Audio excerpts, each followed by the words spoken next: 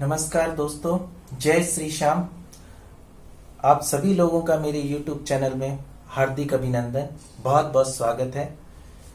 दोस्तों, आज मैं आपके साथ में जो जानकारी शेयर करने वाला हूं उसे ध्यानपूर्वक सुनिएगा। शायद आपके जीवन में भी ऐसी कोई ना कोई समस्या है जिसकी वजह से आप परेशान हैं, दुखी हैं, पीड़ित हैं और बहुत ज़्यादा उस पीड़ा से जूझ रहे हैं। तो दोस्तों, मैं आज आपको उस समस्या का समाधान बताऊंगा और बहुत सरल उपाय है। उस सरल से उपाय को आप अपनाकर अपनी जिंदगी का प्रत्येक दुख, विपदा, पीड़ा, बाधा, हर समस्या का समाधान कर सकते हैं और उसमें आगे बढ़ सकते हैं। तो दोस्तों, मैं आपको आज बताने जा रहा हूं भगवान सूर्य देव के बारे में। भगवान सूर्य देव के बारे में ऐसे क्या बताऊं। भगवान सूर्य देव खुद अपने आप में एक चमकता हुआ आग का गोला है, ठीक है दोस्तों। लेकिन फिर भी कई लोगों को उनकी पूजा का, उनको जल समर्पित करने का विधान नहीं पता है। किन लोगों को किन चीजों का उपयोग करना चाहिए और क्या चीजें भगवान सूर्य को, किस व्यक्ति को चढ़ानी चाहिए जिससे उसकी पीड़ा का जल्दी समाधान हो जाएगा, उसके दुख का जल्दी निवारण हो जाएगा।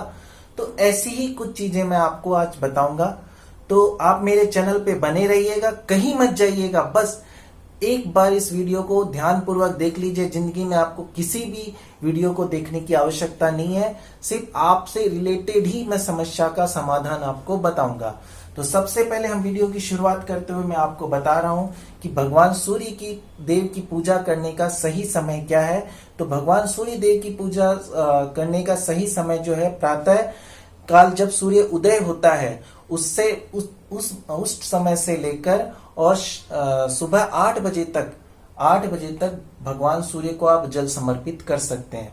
बहुत आसान पूजा है सूर्य देव की, इससे आसान कोई पूजा नहीं है। सिर्फ तांबे का लोटा लेना है आपको और तांबे के लोटे को लेकर उसको अच्छे से साफ कर लेना है। आपको स्नान कर लेना है। स्नान करने के बाद में जो तौलिया आपने अपने शरीर को पोछा है वो तौलिया आपने नहीं पहनना है। बस आपने एक नया दूसरा तौलिया लेना है, धुला हुआ पहनना है और कुछ कपड़े नहीं पहनने। तुरंत तांबे का लोटा लेके उसको साफ करके और पानी भर के और सुबह प्रातःकाल सूर्य को समर्पित कर देना है।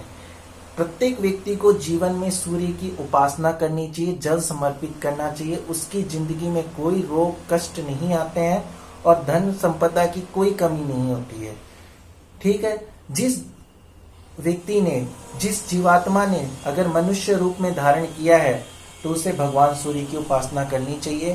पुराने काल से, पुरातन हमारा सनातन धर्म है, उसके अंदर भी यही कहा गया है कि भगवान सूर्य देव की पूजा का बहुत महत्व बताया गया। भगवान श्री राम भी सूर्य देव की उपासना करते थे, उन्हें जल समर्पित करते थे। महाभारत के अंदर भी आपने देखा सूर्य पुत्र कर्ण भी सूर्य पुत्र होते हुए भगवान सूर्य को जल समर्पित करते थे, ठीक है दोस्तों। तो आज मैं बताऊंगा किन लोगों को किस तरह से, जो लोग समस्याओं से जूझ रहे हैं, कौन किन समस्याओं से जूझ रहे हैं और उन्हें किस तरह से भगवान को जल समर्पित करना है। तो मैं आपको बता दूं, सबसे पहली विधि जो मैं बताऊंगा आपको सीधी स्पष्ट है कि जो अगर आप तांबे का लोटा लेना है और सीधा जल यूं चढ़ाना है भगवान को और पानी जो की धारा जो बह रही है उसके अंदर से आपको भगवान सूर्य को देखना है। मैं आपको ढंग से दिखा देता हूँ, ध्यान से देखिएगा। इस तरह से जल डालना है आपने, ठीक है। और ये जो धारा गिर रही है इसके अंदर से आपको भगवान सूर्य की जो किरणें आएंगी उनको देखना है, ठीक है। इस जल को एक लोटे जल को 3 बार चढ़ाना है, 1 बार, 2 बार और 3 बार। और आपकी जो मनोकामना है, पहले आपने मनोकामना लोटे के सामने बोलनी है। बोलने के बाद में उससे जल 1 बार डालना है, फिर मनोकामना बोलनी है, फिर 2 बार डालना है, फिर मनोकामना बोलनी है, फिर 3 बार पूरा जल डाल के आपने अपनी मनोकामना 3 बार बोलनी है भगवान सूर्य देव से। और उसके बाद में आपने मंत्रोच्चारण करना है। आपको मैं 3 मंत्र बता रहा हूँ, तीनों में से कोई भी मंत्र आप भगवान सूर्य के लिए एक मंत्र का चुनाव करके और उस मंत्र को 7 से 11 बार बोलिए और 7 से 11 बार भगवान सूर्य की हाथों में अपना जो जल चढ़ाया हुआ लोटा उसी के साथ में परिक्रमा करिएगा। तो जो 3 मंत्र मैं बता रहा हूँ, पहला मंत्र है ओम सूर्य देवताय नमः, दूसरा है ओम भास्कराय नमः और तीसरा ओम आदित्याय नमः, ठीक है। इन तीनों में से आप कोई भी मंत्र का उच्चारण कर सकते हैं।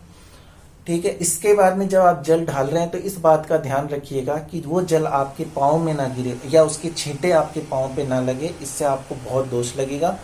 तो आप नीचे कोई खाली गमला रख लीजिए या कोई पौधे का गमला रख लीजिए जिसमें आप जल समर्पित कर दें। कभी भी एक बात ध्यान रखिए कि तुलसी का गमला नहीं होना चाहिए।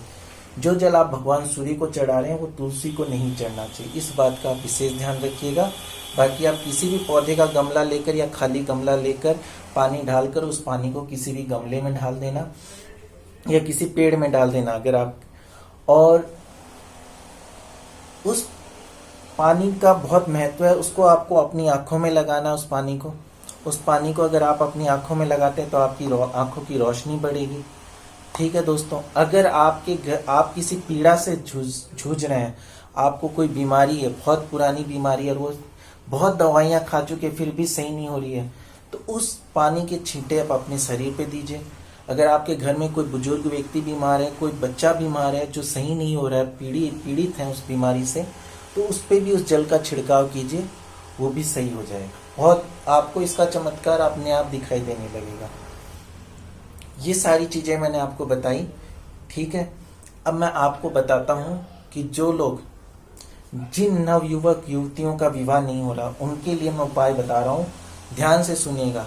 अगर युवती है और उसके विवाह में अड़चन आ रही है, रुकावट आ रही है, विवाह नहीं हो रहा है, विवाह योग्य हो चुकी है, तो उसको क्या करना है, उसको अपने तांबे का लोटा लेना है, सुबह जल्दी नहाकर जल के अंदर हल्दी लेनी है, कुमकुम लेना है, ठीक है, अक्षत चावल लेने हैं और फूल लेना है लाल रंग का। ये 4 चीजों से लेनी है, ठीक है, और अपने जल में डालकर और सूर्य के 3 बार जल समर्पित करना है। ठीक है, ये युवतियों के लिए। अब जिन युवकों का विवाह नहीं हो रहा, उन्हें क्या डालना है, उन्हें हल्दी लेनी है, रोली लेनी है, रोली, ठीक है, रोली लेनी है और लाल रंग का फूल लेना है। ठीक है, ये 3 चीजें लड़कों को लेनी है, वो अपने विवाह में आने वाली बाधा दूर हो जाएंगी। ये युवक युवतियों के लिए। अब जिन लोगों को दंपतियों को संतान प्राप्ति नहीं हो रही है, उनको क्या उपाय करना चाहिए, उनको दोनों हस्बैंड वाइफ को, ठीक है, दंपति को सुबह उठकर नहाकर, ठीक है, और दोनों को अपना जल समर्पित करना है भगवान सूर्यदेव को एक साथ। ठीक है, और उसमें क्या होना चाहिए, उसमें घी होना चाहिए और कच्चा दूध होना चाहिए। ठीक है, इसके अलावा कुछ नहीं, 2 चीजें डालनी है आपने, घी और कच्चा दूध डालकर दोनों को, हस्बैंड वाइफ को, साथ में सूर्य देव को जल समर्पित करना चाहिए 3 बार और मनोकामना मांगते हुए। ठीक है, मैंने जिस प्रकार से बताया था कि किस तरह से मनोकामना मांगनी है, किस तरह से जल चढ़ाना है। अब जो महिलाएं अपने पति की लंबी उम्र की कामना करती, उनको क्या करना है, उनको अपने जल में सिंदूर डालना। सिंदूर, ध्यान रखिएगा, लाल सिंदूर, जो सिंदूर वो लगाती है वही सिंदूर उनको यूज करना है। वो सिंदूर पानी में डालना है, लाल फूल डालना है, ठीक है, और चावल लेने हैं। चावल नहीं भी ले तो कोई बात नहीं है, लाल सिंदूर डालकर, लाल फूल डालकर आप भगवान सूर्य देव को जल अर्पित कीजिए, आपका सुहाग की उम्र लंबी होगी। इसके बाद में आता है, जिन लोग बिजनेस में बहुत हानि हो रही है, रुपया नहीं आ रहा है, धन की बहुत हानि हो रही है, बहुत विपदा आ रही है, उनको क्या करना है, उनको जल के अंदर हल्दी डालनी है, रोली डालनी है, हल्दी, रोली और लाल फूल और चावल, ये 4 चीजें डालकर आपको पूजा करनी है। आपको कभी दिक्कत नहीं आएगी, आपको पैसा आपके घर में अपने आप आने लगेगा। जो मार्ग बंद हो गए थे वो खुल जाएंगे, आपको कोई समस्या नहीं आएगी, पैसा आपको फटाफट आना शुरू हो जाएगा। कभी आपको धन की देवी लक्ष्मी आपका घर छोड़कर नहीं जाएंगी, हमेशा आपके घर में भंडार भरे रहेंगे। अब जिन घरों में बहुत कलह हो रही है, आपस में भाई भाई लड़ रहे हैं, धन जायदाद का मुकदमा हो रहा है, सब कुछ है घर में, फिर भी लड़ाई हो रही है, तो ऐसे लोगों को भगवान सूर्य देव की आराधना के लिए उनको रोज 1 दीपक जलाकर और भगवान सूर्य देव को जल अर्पित करना है और मनोकामना मांगनी है। और जल के अंदर आपको डालना है हल्दी, रोली और लाल फूल। ध्यान रखिएगा, हल्दी, रोली और लाल फूल, ये 3 चीजें डालकर आपको पूजा करनी है और उनसे मनोकामना पकड़नी है कि हमारे घर में सब कुछ शांति सुख मंगल हो जाए, शांति मंगल हो जाए। ठीक है, कोई भी कलेश कलह ना हो, इस तरह से आपने मनोकामना मांगते हुए 3 बार जल अर्पित करना है। अब अगला एक और आता है, जो लोग कर्ज से बहुत पीड़ित है, जिन्होंने अपने सर पे कर्ज ले लिया है और वो ऋण उतर नहीं रहा है उनसे, वो उतारना चाहते हैं, ब्याज बढ़ रहा है, ब्याज भी नहीं चुक रहा है, उनको क्या करना है? उनके लिए बहुत सरल उपाय बता रहा हूं। सिर्फ जल के पानी में आपको 21 मिर्च के दाने, 21 मिर्च के, लाल मिर्च जो सूखी होती है उसके दाने लेने 21, और रोज उनको भगवान सूर्य को चढ़ाना है। जल के लोटे में डाल लें और डालकर चढ़ाना है। इस उपाय को आप 51 या 101 दिन तक करिए, आपका कर्ज से मुक्ति मिलेगी। या 365 दिन कीजिए इस उपाय को, आपका कर्ज मुक्त हो जाएंगे, आपको कोई कर्ज नहीं रहेगा सर पे, सारे कर्ज आपके उतर जाएंगे जो भी कर्ज हैं। लेकिन मनोकामना मांगते हुए आपको 3 बार जल चढ़ाना है। अब मैं आपको एक उपाय और बता रहा हूं। कई लोग कहते हैं कि हम जल्दी सुबह नहीं उठ पाते हैं, हमें 8 बजे बाद उठते हैं क्योंकि हम लोग रात को लेट सोते हैं। तो उनके लिए अगर वो भगवान सूर्य को जल चढ़ाना चाहते तो 8 बजे बाद तो आप जल नहीं चढ़ा सकते। तो दोस्तों, आपको जल चढ़ाते समय आपको जिस प्रकार से आप 3 बार जल ढाल रहे थे भगवान सूर्य को और अपनी मनोकामना को मांग रहे थे, तो उसी प्रकार आपको भी 8 बजे जो लेट हो गए उनके लिए, जो आपने 3 बार जल चढ़ा दिया, मनोकामना मांग ली, लेकिन थोड़ा पानी अब बचा लेना। इस बार 4 बार आपको भगवान सूर्य को जल देना है और चौथी बार आपको मनोकामना नहीं मांगनी है। जब आप 3 बार ढालें तो 3 बार मनोकामना मांग लिया आपने।